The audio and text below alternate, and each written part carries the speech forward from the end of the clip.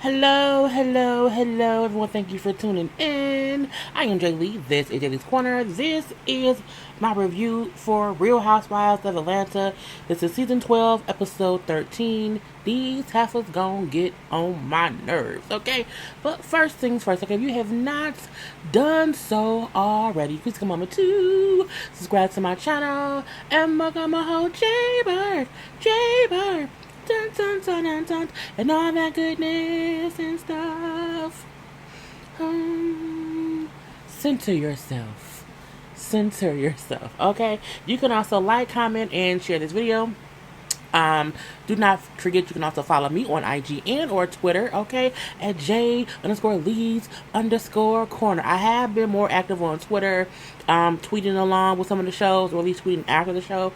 Just a couple of things, so make sure that y'all follow me, you know what I'm saying, to see what I'm doing and stuff, But let's get into the foolishness of this episode. Kenya, can we talk real quick?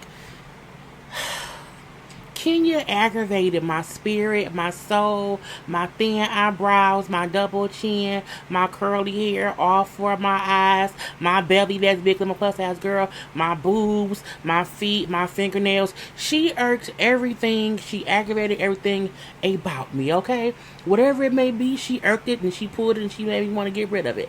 Because I'm like, Kenya, bitch, who? Girl. Okay. So, the ladies all met up. Okay, it was basically Kenya, not Kenya, it was Kenya, Cynthia, Tanya, and Eva. Okay, met up to chit chat over lunch or whatever. So it was first Cynthia and Eva. Okay, Cynthia feels like Tanya needs to explain to Kenya that she wasn't really being shady with showing the wig to the other women. Okay, Eva feel like Kenya should not be so pissed off about something so simple. Okay, Cynthia, stop sucking Kenya's ass, okay? Because my thing is, you want Tanya to do that because you feel like, oh my God, Tanya won't be ready for Kenya. People need to let Kenya know that it's not okay to go from 0 to 100. Even though Kenya is a shade assassin, some things don't need to go that far when someone isn't really trying to do that with you. Because that's called being an adult. That's called reading the room. That's called understanding the situation that's going on. Everything does not need to be death content. Everything don't need to be, let me shoot everybody up. That ain't what's needed. And Cynthia wanting Tanya to explain shit to Kenya, who's a grown woman, irked my nerves. Okay, I feel like Cynthia could have also said, Kenya, Tanya not even like that. Tanya isn't really shady like that. Tanya's a ball of fun, okay? And she does light, not confrontational shade that really shouldn't be an issue. You know what I'm saying? It aggravated my spirit, okay? Anyway, we then see Tanya get there. We see Kenya get there. Now, Tanya said, I feel like, we can joke about, like, hair and, like, beauty stuff or whatever. That's light, low-key, like, not even really serious shade. And my thing is, Kenya, you upset about a wig that she showed to people. If you didn't want anyone to know about you wearing a wig at one point or the other, you should have left that wig in Canada. If you so rich and if you have this $1 million brands, why did you care about a little hairpiece in Canada, bitch? Buy 10 more, okay? If I leave a charger and a hairpiece in a different country and I don't want anyone knowing I'm wearing a hairpiece and I'm missing a charger, I will buy a new one secretly, okay? That would be my thing to do. If you really want to think about it, you concerned, but you are the one who aired out the fact that you had a wig on, okay? You want a while because you asked someone else to bring it back. So Kenya walk in and say, oh, you look great. Oh, yeah, I love looking great when I'm about to read a bitch. I'm looking like, see, you came in on 10. Okay, I just feel like this situation of, Tanya showed, it was Candy. Who was it? It was Candy, Marlo. Was it Eva? No, it was Porsha. It was Porsha, Candy, and Marlo. And she showed a little half wig. Now, it was Marlo who then said, oh, she must always wear a wig. That was on Marlo. That ain't what girl. It made me mad. Okay. Anyway, Kenya being like she's kind of avoiding, you know what I'm saying, talking to Tanya as she's ordering her drink or whatever, and I'm like, okay, whatever. So tell like, you know what, Kenya, I want to have the discussion. You know, the ladies have been telling me that, you know what I'm saying, you're upset about how I brought your wig back. So I want to discuss it so we can fix it. Tanya is trying to be an adult. Kenya is looking for a scene. But Kenya is doing what Kenya does. So we can't get mad, even though I am. Kenya is doing what she always does, which is put 20 on 10. She should do that though her marriage. Anyway, so Kenya like, well, that was some bullshit how you brought it back. You tried to discredit me and embarrass me, whatever. I built my business, you know, with my two hands. I built it brick by brick. I built this $1 million business or whatever. You know what I'm saying? And I'm a walking billboard for my business or whatever. And you know what I'm saying? I don't know how you make your money if you got it from your man. I'm looking like Kenya. Again, Kenya is just what she's doing, what she does, but that doesn't mean I like it. It doesn't mean that Tanya deserves it. You know what I'm saying? I think, again, as an adult who's a reader, you read the room. Some people you don't need to go all the way in on because their intent wasn't even what it was. Like, and you acting as if she purposely was trying to shade you. And I'm like, I don't think she was. I think it was a low-key ha thing, not a let me ruin Kenya's life or her business or her brand by saying she wears wigs sometimes. But we all know protective styles are worn by everyone. Beyonce sometimes wear wigs. Kenya, sometimes you wear wigs. Everybody at times has thrown on a wig or two when they don't feel like messing with their real hair. It does not mean that we don't know that you have amazingly beautiful hair. We know that, girl. She just hurt my nerves. Anyway, oh wait, wrong thing. I'm trying to touch stuff and I was touching the wrong thing. Because it hurt my nerves that the picture of Kenya wasn't that perfect. Anyway, Tanya like, but did you get the wig back? And say, I gave it to your girlfriend Candy or whatever. And how can I discredit you when we all have worn hairpieces? Well, I don't wear hairpieces. Kenya, yes, you do. We know you do because you asked Tanya to bring your hairpiece back from Canada. It must have been a special hairpiece for you to go through that much trouble to get it back. Okay. Anyway, and not only that, you should have said fuck that hairpiece. Period. Okay. So Tanya bring up, you know what I'm saying? Look, Kenya is damaging her own brand. Okay, mainly because she's lying about wearing wigs, which is true. You can't say out your own mouth, I wear them from time to time, but then say I don't wear them. You do wear them, and it's perfectly okay. Okay, no one likes to wear their own hair all the time. Sometimes you don't feel like twisting it, pressing it, you know, getting it pressed out. You don't feel like going through the whole thing of making it look amazing to the masses. So sometimes you may throw a wig on, a hat on, you may add some pieces of whatever. It doesn't really matter. I digress. Okay. Anyway, Kenya then said how people won't think about me wearing the wig as a protective style one time or doing it here or there. You know what I'm saying? They're going to think I always wear it. But that's your fault, Kenya. A part of being a hair person, and if you're going to speak about a person maintaining and taking care of their natural hair, a part of that is speaking about what?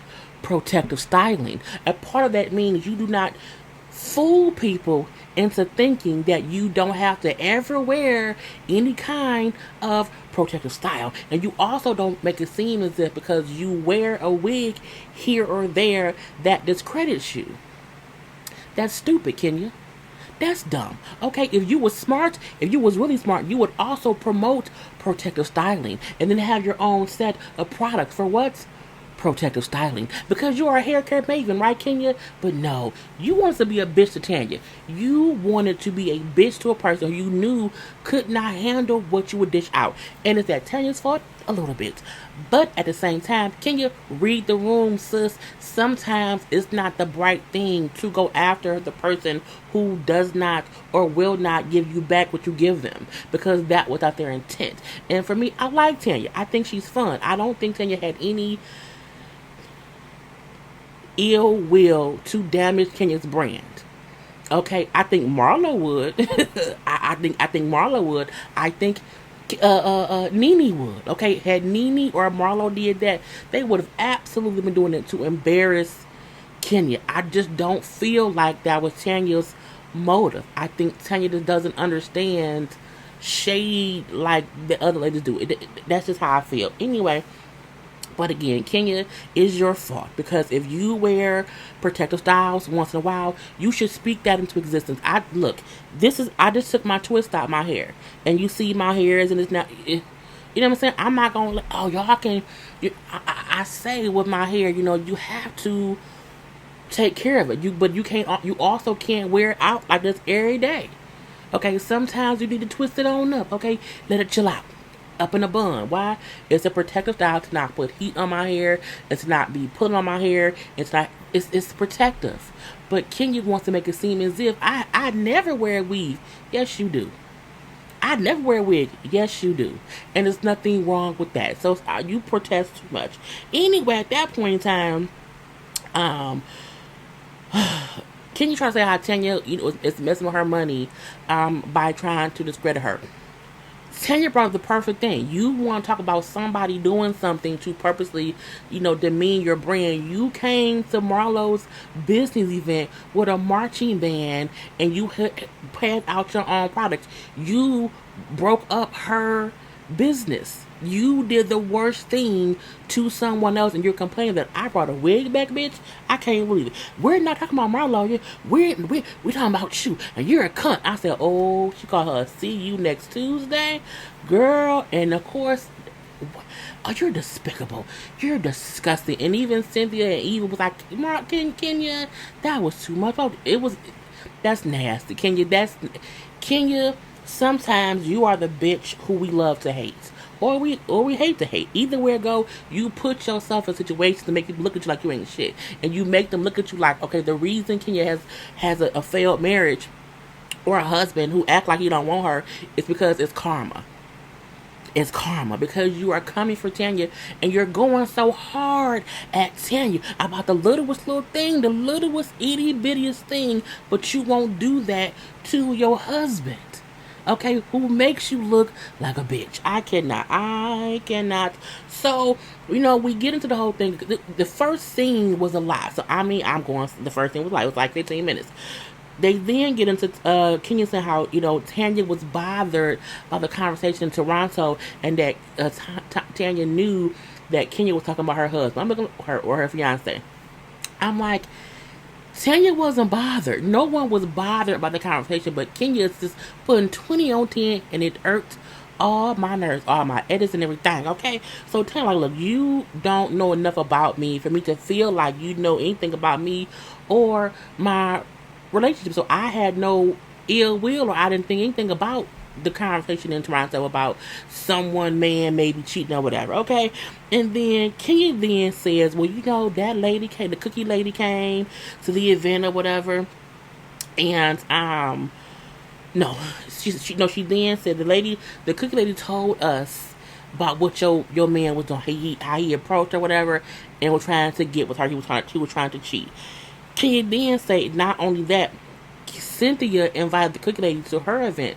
The event where Mike proposed to Cynthia, the cookie lady was there. Kenya spilled the beans that Cynthia invited the lady to the event to have the lady tell Tanya about her man, okay?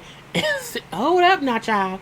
That ain't true. That is not true. I never invited her, or I never tried to use that information to hurt Tanya. And I say, but did you not, Cynthia? Down look, cause why did you invite her? I mean, I get the lady business is next door. I don't know, girl. It was a lie. So at that point in time, saying like, see how she just tossed you up under the bus, Cynthia, and that's what supposed to be your friend. And I'm like, girl, Kenya then said how Cynthia never even told her that she told Tanya what the lady said. And I'm like, at the end of the day, now Kenya and Cynthia both look a little bit shady, but I feel like Kenya is trying to blame Cynthia, even though I don't think Cynthia's innocent. I also, girl, I don't care, because I'm mad at Kenya right now. I'm gonna stay mad at Kenya. So as they sitting up there talking, guess who walks the fuck in, bitch? The cookie lady. Yep, the cookie lady walks in. Kenya, you are a piece of shit. You are literally a piece of shit for inviting this lady to lunch. Okay, saying that, oh, she's here to check Tanya. She's here to give it to Tanya. Kenya, you are a married woman. You invited a lady to kind of go after the fiance. Now, when Mark's girlfriend or boyfriend or whoever he dating besides you, when that person walks up or whatever, where can I put her? She at the bottom, okay? She down there. Anyway, so, because I don't want her up top.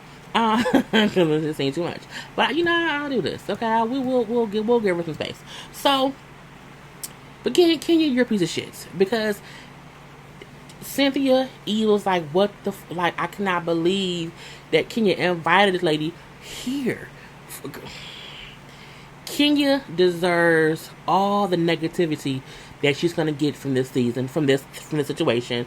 And we also, I feel like the karma was that her marriage imploded at the end of this season, okay? Because even though her and Mark may be walking around hand in hand on social media yesterday or whatever, I think I was probably planning it, but we still know your marriage was in trouble. And because your marriage is so fucked up, you couldn't wait but to try to mess up Tanya's relationship. Girl, I could not. Now, Cynthia pissed or whatever.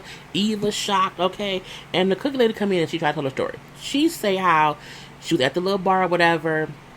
She saw Paul from across the room. Paul got her attention. She then got up and went to the bathroom. She said Paul followed her to the bathroom. And Tanya said, well, no, the bathrooms are by each other. So, whatever. She then said, we was talking of whatever. He told me you do real estate. And that he was single. And we kept talking and had conversations. And we were not interested in each other. And that was kind of it. And I'm looking like, so what was the thing? And Kenya think was, well, if I was a fiance, if my fiance told a girl he was single, I would not like that. Tanya looking like this is such bullshit. For one, he's not single. For two, my man is not even in finance. I mean, he's not in real estate. He's in he's in the tech. So the cookie lady seems to be a liar. A what? A whole liar out in these streets. Now, at the end of the day, Tanya didn't care. Okay, Tanya didn't care at all. The bitch ass cookie lady, why you being so hostile? Why you so upset? You know what I'm saying? Just because your man saw me and I'm gorgeous, okay? I'm like, bitch, Tanya is gorgeous. Don't get it twisted. Tanya is gorgeous. Cynthia then tried to kind of defend the cookie lady and say, well, I'll say this because she wasn't trying to be on camera. She wasn't trying to get into the group or whatever. She waited till the cameras weren't rolling, and then she came over and told me and King whatever. So bitch, please. She knew for a fact once she saw y'all filming. And my thing is, it was caught on camera. The cameras were still there. If she really did not want to be on camera, she wouldn't have said shit. She told y'all some gossip to be on the show. Period. And Cynthia, you trying to kind of make it seem like, oh, she's not being an opportunist. Yes, she was. You want to know why? Because she then came to the lunch to talk to Tanya. Bitch, I cannot. And Tanya again was like, I don't care. It seemed like the lady's a liar because again, she's just, and I don't trust the cookie lady. Did she see Paul somewhere? Probably so. But do I believe that Paul was hunting her down at the bathroom door trying to get some coochie? No, I don't believe it, and I do believe it's stretch. And Tanya said it's like someone saying, I went to a Jay-Z concert, he saw me in the crowd and looked at me, and now I'm pregnant. No, girl, I can't. And that was their whole scene aggravated my whole spirit the whole time. I will say I did not like how they all left with the cookie lady. I think that was some bullshit if you ask me. Girl, Kenya ain't shit. I don't know what else to say besides Kenya ain't shit, ain't gonna be shit. You're not, okay? And until you stop being so mean-spirited and I want to be the big bad, the bear who got poked, so I'm gonna go, I'm gonna go hard times 100. You kept doing that, and you keep seeing this. You're not reaping nothing. You're not reaping shit. You reaping what you sow. And the fact that you tried to embarrass that lady for nothing, you have actually embarrassed yourself times 10. Okay? Because we still don't believe you and your husband is a real couple. But I digress. Okay. So, the beginning was the first 20 minutes. If it may have been more than 2. It may have been 30. So again, that was all that. The rest of it wasn't much, if you ask me. We see Porsha and Dennis, who was at counseling, okay, with Dr. Sherry. Girl, we don't care. You know what I'm saying? Porsha, they back together, but Porsha still feels like she's not she hasn't fully forgiven him. She brings up how this is the first time she's ever been cheated on in a serious relationship. I'm like, okay. Anyway, and how so she keeps asking him the same thing over and over. She still kind of doesn't trust him a little bit here and there and whatnot. And so Dr. Sherry said, you know, well, Dennis, that's kind of going to be a part of it. You know what I'm saying? It takes time to get things back on track. Okay, Porsha also brings up for them and within their sex life that she still has like a mental block. So they don't have as much sex as they used to because like, I just, you know, it's just hard for me, you know what I'm saying? I can't get her voice right. It's hard for me to, you know, get past the fact that he shared his body with somebody else. I'm like, but y'all have had sex since he cheated. Since you've known he cheated, you told us that y'all banged out. And even when he was in, or unless she sent it on camera, and then when they get behind closed doors, she's not fucking him. I don't know. But you said out your own mouth you want the D. Somebody think, do you want the D? And then when you get in the room with the D, you don't want no more? I guess so. Okay, but you know, Dennis brings up how he understands it, but he still feel like, you know what I'm saying, they both have things to work on. And he sometimes don't like how she makes it seem as if he's the only one that has to work on things in order for them to get better. I mean, I agree with that. I feel like, but that don't matter because he cheated. You know what I'm saying? Like, you cheated on her. So at the end of the day, even if she also has to do work, you need to do the most, okay? Porsha also brings up how she doesn't like how she doesn't feel comfortable explaining to him how she does not really want to have sex all the time because she feel like if he know that, then that may frustrate him and then he may go out and cheat again. And I'm like, what? You shouldn't be with him. Why did you accept the ring back and y'all are back engaged if you have these thoughts of distrust? I think that's a reason, you know what, we shouldn't be re-engaged. We should be working on our relationship. Porsha and Dennis, to me, won't work out in the long run because Dennis was sitting there and I feel like he was thinking like, what have I got myself into to where I can't run away? I think he loves the fact, I think he loves his daughter. I think he also has love for Porsha. Dennis can't be faithful right now. I think he's not a faithful person just yet. And I feel like if Porsha wasn't on this show, Dennis would have been left her alone. Even with her having a baby, I think Dennis is trying to save face and not come off like an asshole because it's on TV. And he looked like he wants to escape, but he can't. He has to just keep saving face. And I'm like, that's what happens when you have sex with people with no condom in the first, 3 or 4 months. We do see Cynthia's in LA seeing Mike. And, his 2 daughters or whatever. She brings up how, she has a good rapport with the girls. But again, the girls are still getting to know her. I feel that's fine as well. We do see her telling Mike about everything that happened at their lunch. And we see Mike looking like, this is some bullshit. I have to listen to all of this on camera? And all he said was him saying, look, the next time we all together, okay, I'm going to give y'all some juice boxes and some cookies for the childish ass shit. I say, please do, okay? I want chocolate chip cookies and I want a Capri Sun juice. Okay, I want fruit punch flavor. Anyway, next up, I got the rest to me wasn't much or whatever. We did see Marcus in town. Okay, we don't see Mark that often, so there you go. Now look, I want to make sure I say this on camera. I think Mark is a very attractive man. I like how he looks. Okay, I was like, hey Mark, now give it, he's an asshole. But he's cute. I like his features. I like his gray hair. Mixed in with that. I think he looks. I like the tattoos. Okay, I like him. I do. I can't say I don't. Now again, he's a jerk. What we've seen of him, he is a jerk. But because I'm pissed off at Kenny this episode, Kenny deserves it. Okay, now Mark is in town because he should be in town because his wife was there. He had a kid there. But he's really in town because he's throwing an event, a charity event. And it's going to be called, it's called the Black Man Lab. And Kenya said it focuses on young black men having role models. And I was like, okay. So they're looking at Cynthia's event space because, he needs somewhere to have it or whatever. So he walked through the space, and we seen this clip leak online, or it was just online on IG. And people kept commenting like, oh yeah, look how, Mark is ignoring Kenya. And I'm like, I don't think he's ignoring Kenya. I think people don't get that when you are a creative person, or when you are doing something, a project, and you are in an empty space, you are picturing what you want. He was talking to himself out loud. Kenya kept trying to interject and add her points, and he wasn't talking to her. He was not ignoring her. He just wasn't talking to her. And I'm like, I pointed out, I said, he said, let me walk myself through this. I want this, I want that. And that's the kind of was. I didn't care. But they do FaceTime Mark, Cynthia's man, because he is going to be like the MC of it. And, that's cool. And so they're like, yeah, we want you to MC it. Cool.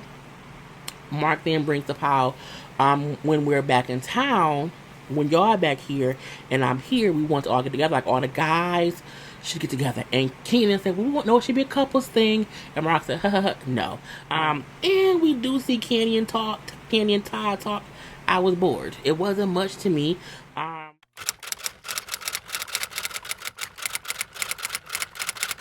like, Mama need to let it go. Like, Todd isn't an opportunist. The way that she felt about Todd when she first met him years ago, she should now see that he isn't a loser. Like, Todd is a hard worker who has helped her daughter make even more millions.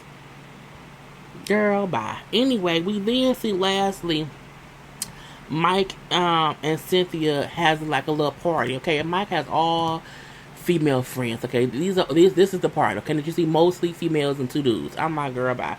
So Cynthia, I didn't realize before. You know what I'm saying?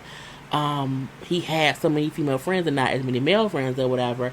And so I just wonder, why that is. Mike brings up how, well, it's not that he don't. And the female friend said, well, we've always asked him, like, where, hook us up with some dudes he know or whatever. And Mike said, well, yeah, I mean, I have male friends, but I feel like they aren't, suitable for my female friends because they are just as bad as I used to be. So I just won't hook them up or whatever. And then I guess that's a good reason. Now, the whole time that they're talking or whatever, Mike admits that he cheated in the past on other women. And he was not such a good guy until about the last 3 years. He kind of just, he said 3 years ago, I was not the man that I am today.